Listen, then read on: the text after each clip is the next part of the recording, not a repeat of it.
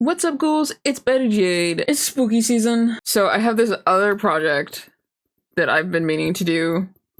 I have all the stuff already ready for it. I want to make a crystal ball. These are, I think this is both glass. I know this bottom is glass. I think the top might be hard plastic, or it might also be glass, but this is a snow globe from Hobby Lobby, and I want to make it into a cool crystal ball. It says that you're technically not supposed to fill this with water, but when have I ever listened to what Hobby Lobby tells me? I don't care. Maybe they tell you that because it will blow up in your face and fill it with shards of glass. I don't know. But I don't care, and I do what I want. So, that gives me shards of glass in my face. Well, I can only blame myself. What we're gonna do is, I've got a rubber stopper that's about the size of this, and I'm gonna put what I want to put in to here. And then we're going to fill it with some mica powder, water, and vegetable glycerin with some other stuff. I don't want it see-through, but I also don't want it too murky because there is something I want to put in the center that I kind of want you to be able to see. Let's get started figuring this out. Okay, so I'm using Reynolds wrap for the base of the sculpture, just to use less clay, and then I'm using polymer clay to make the sculpture because it's supposed to be water resistant, so it doesn't actually like break down in water, so I don't have to worry like I would with having used another clay that if water gets to it, it'll break down. So that's why I decided to use polymer clay for this one. And I decided to make a 3-sided pyramid for this one because I wanted to have eyeballs in the sculpture, like seeing into the future, and I thought a pyramid would fit best, kind of, I guess, an Illuminati thing. But it turned out pretty cool, so I'm glad that that's what I chose. And I decided that I also wanted each side of the triangle to have a different little design. And I also chose to look at some tarot cards and pull some designs from the tarot cards. I thought it would be cool because they also kind of are supposed to deal in drawing your future out. So I looked at some tarot cards, and the first one that I did is the moon card, obviously, because there's a bunch of moons on there, and I really liked that one a lot. I thought it was really cool looking. And the second one, I did it thinking about the Empress card.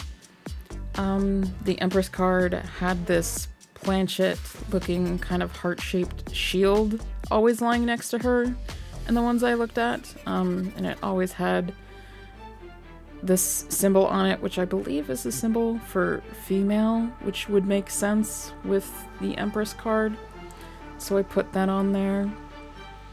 And then the third design I modeled after the Death card, which might have been my favorite out of all the cards. It doesn't actually mean death. I think it was actually more like new beginnings, things like that. I forget the actual detailed meaning of the Death card, but I really liked it. And so I put a little tiny skull at the very top of the sword, and a lot of the cards also have swords in them, so I thought it would be cool to make a sword going through like a mostly closed eye, also kind of symbolizing like endings and new beginnings. And a lot of like, especially the classic tarot cards, Death often carries a flag with him that always has this flower on it. And so I decided to put a flower on the sword as well. And I thought that that was just a nice little homage to the Death card. And I thought it would also look cool on a sword that was also kind of a very masculine and aggressive symbol. I thought it looked cool, so I ended up really liking this side as well, and I liked the ring around the sword too. And I ended up really liking the way that it turned out. Unfortunately, with all the clay on the foil, it did end up being too big for it to fit inside of the dome. So instead of starting all over and making it much smaller, I decided to improvise. And I cut the corners of the pyramid off because I had also wanted to do like kind of a cloud pattern on there anyway. And so I decided I'd just do the clouds separately and then glue them on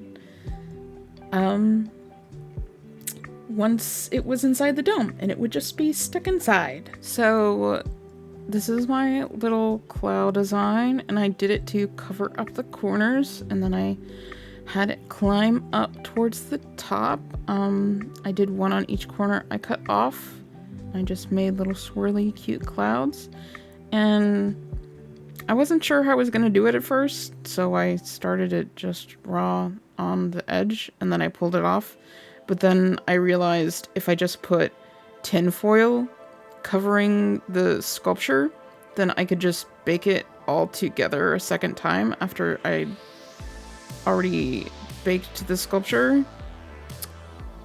And then I could just peel it off with the tin foil, and it would be baked correctly to the shape of the sculpture, and I could just have it pop on and off. Oh, and then I also numbered each side paired with the cloud that went with it, so when I took them off, they wouldn't get mixed up, and I would be able to easily put them back on. And I got some tiny little underwater remote controlled lights to put in to the globe. I think I got these from Temu, maybe. You could probably get them from anywhere like Amazon, but these ones that I got came with a remote control, which I thought would be the best, because then I can control them and not have to open up the globe until I have to like change batteries. And so I used tinfoil again, and I very loosely made little openings for them to slot in through, so I can take the lights in and out. These have batteries, so I wanted to be able to pop them in and out so I can change the batteries if I open up the globe. And then I just wrapped more tinfoil around them to connect them to each other. And then I added the same polymer clay, and I thought I'd just make a really simple base and do some more of those swirly little clouds. So now that we've baked all the pieces, we can paint them. And I'm starting by giving them a black undercoat because that's going to get in all of our detail cracks. All of our little detail lines that we've made, and it's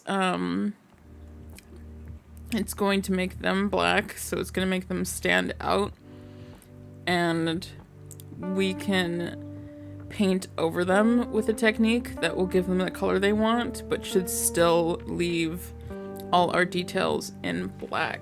So I'm trying a painting technique called dry brushing, and it's where you load your brush with paint, but then you wipe most of it off, and then you wipe it off also like on a paper towel, and then you lightly brush it over whatever it is you're painting and brush it over the details and let the dry paint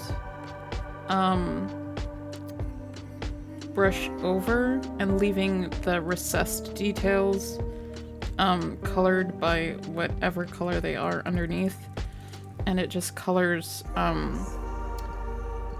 with the dried paint and shouldn't seep into the cracks. If it seeps into the cracks, then you probably have too much paint on your brush. I was really impatient with this, so I did have some seepage because the paint is so dry and I was doing such contrasting colors. It took a lot of paint for me to layer the white up enough to get it white enough to where I wanted it. So it took me a long time, and I hate when things take a long time, so I was getting impatient, and it led to me losing some of that detail and me trying to go back in and scratch some of it back out, which worked a little bit if I was quick about it, but I think it would have been fine if I just was slow and patient and didn't overload the brush. For the final layer of paint, I bought these color shift colors by Folk Art and also some glow-in-the-dark paint, and I just mixed the glow-in-the-dark with the white color shift paint and brushed it on over everything, and then I took the pink color shift and I just kind of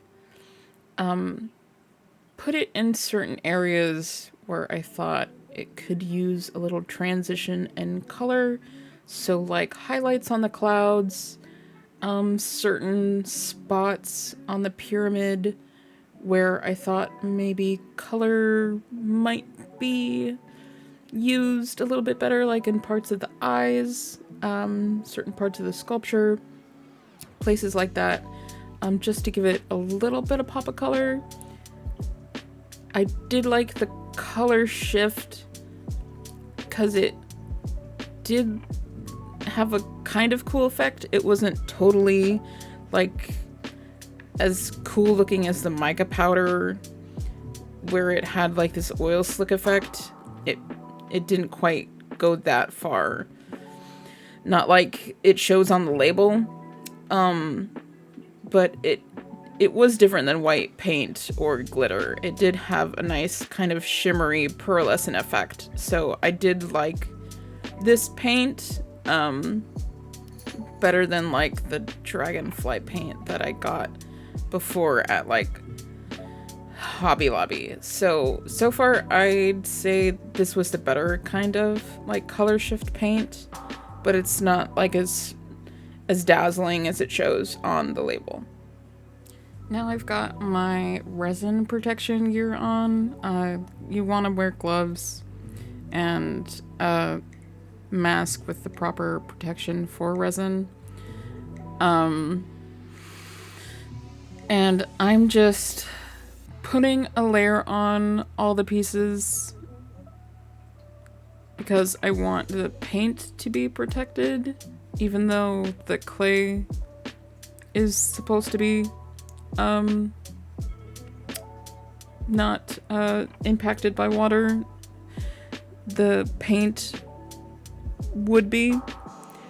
So I'm just putting a layer of resin on each side of a sculpture I'm doing, and then I'm putting it under my UV lamp here, since I'm using UV resin, and then I'm popping it onto the 300-second setting, and I'm letting it cure, and then I'm checking it to make sure it's fully cured, and then I'm moving on to another side, and I'm just painting on another layer of resin and curing that, and doing that until the whole sculpture is completely coated in cured resin. I don't know if I needed to do this, but this flex glue was the cheapest glue that I found that I read worked and didn't degrade underwater. So Gorilla Glue maybe would have worked too, but I just decided to try this one because it was right down the street. And I started by trying to glue the base sculpture onto the rubber stopper that I was going to put in. This ended up being a bad choice, and I ended up ripping it off later, but I just wanted to include it since it was something that I did.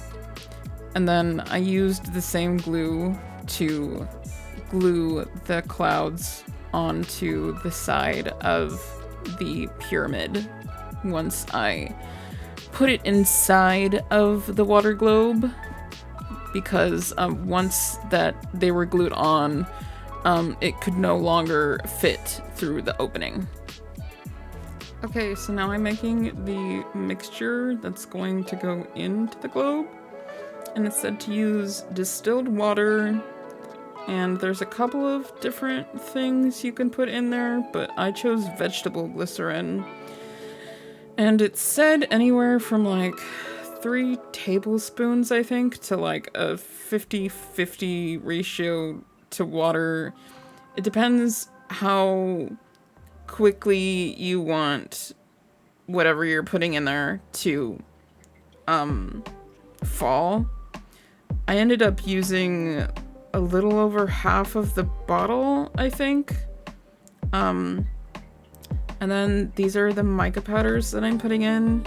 I mixed silver, pink, red, and a little bit of like this really shimmery, weird color changing pink that ended up kind of like sticking to the sides and floating on top.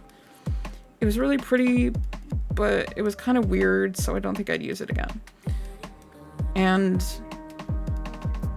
I ended up having a lot of issues once I tried to put it together. It was kind of too big, and also because I made a pyramid, it didn't want to be flat on the base and like line up. So I ended up having to take the water back out of the globe, and I ended up having to glue it onto the base and then just put the rubber stopper in by itself. And after I did that, I realized that they were a little bit too tall. The rubber stopper barely fit in. Just barely enough to make it work. But I really wish that it could have gone in a little bit more, because I'm a little worried about it leaking. So I wish I'd have measured and let the rubber stopper have a little bit of more grippage to work with. So I took it out a couple of times and reinserted it a couple of times. But then when I eventually got the rubber stopper back on, to try to get as much liquid and as small an air bubble as I could in there, I tilted it so the bubble was coming towards the rubber stopper, and I pinched it with my finger so that just a little bubble was coming up, and I poured my mixture into that bubble until it all just came out as liquid. You should still have a little bubble in there, and from what I researched, it's good that you have a little bubble in there because that helps the mixture inside move.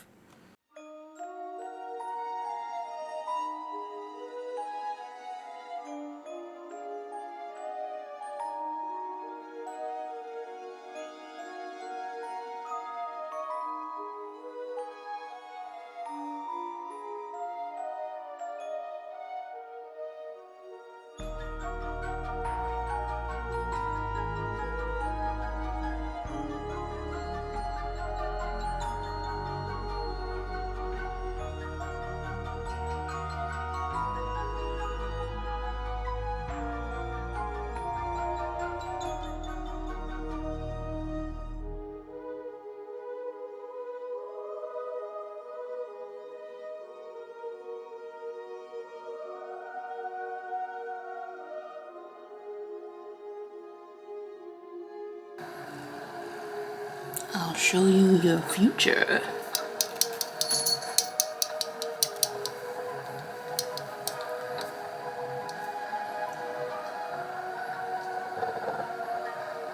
It's full of shit.